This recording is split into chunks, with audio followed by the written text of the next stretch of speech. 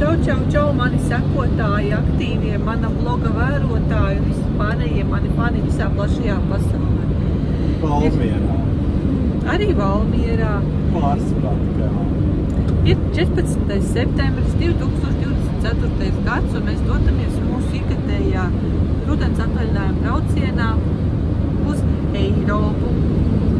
Gala mērķis šobrīd ir Francija, Antibes, kur mēs pasauļosim savus baltās pēcpusītes, paklausīsimies viņu skaņās un paēdīsim garšīgus desertus. Iespējams, veikalā vēl būs nopērkam, jo pēdējo gadu laikā tur tas sortiments krasi pasliktinās. Lietuva, kā vienmēr, mūs sagaidījusi ar lietu. Ceļš ir slapšs, bet, paldies Dievam, negāžu spaiņiem un braukšana salīdzinoši normāli, vai ne, Zafarība?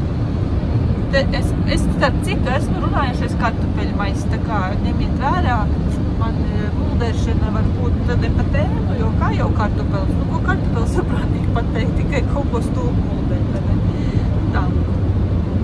Tā kā mēs tagad vēl braucam, esam jau nobraukuši 250 km plus, esam 55 km no Mariupoles, tā kā ļoti drīz tuvojamies jau Polijas robežai. Nakšņosim droši vien kaut kur netālu no robežas, pareizi? Tad skatīsimies. Galvenais... Jā, līdz Varšavai gana patālu, bet skatīsimies, kā ies ar to braukšanu. Jo šoferīts mūsu galvenā persona, varotājs, vizinātājs, aprūpētājs. Sūri grūti vakar strādā. Jā.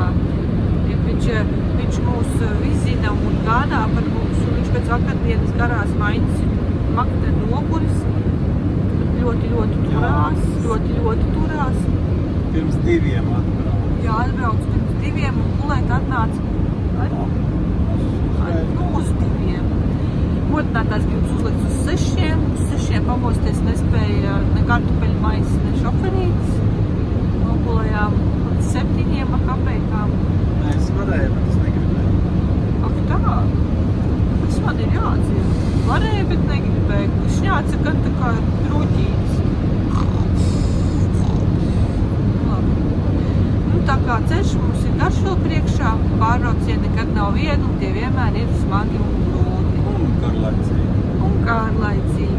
Tāpēc, kad par rādio nekas prātīgs neskan, mēs jau esam par visu, ko parunājuši, par politiku, par ekoloģiju un tā tālāk. Par ekonomiku. Visas tēmas jau ir apspriestas. Es vēl neesmu ķērsies klāt grāmatām. Es viņam, kad nāk viens prasa, vai viņš lasīs Zaļo zemi un kaut kāds tam līdzīgs muļķības. Pēc man pašai smadzenes tad nestrādā, tad es kā jau kartupelis prasu visādas muļķības. Un tā viņam nāks atbildēt vai vienkārši klusē. Tā, mūsu mazais ceļabiedrs. Buļ. Grūti nobildēt, respektīvi mazais buļ. Un tā, mūsu videobloga pirmā daļa, es uzskatu, ir veiksmīgi nobildēta,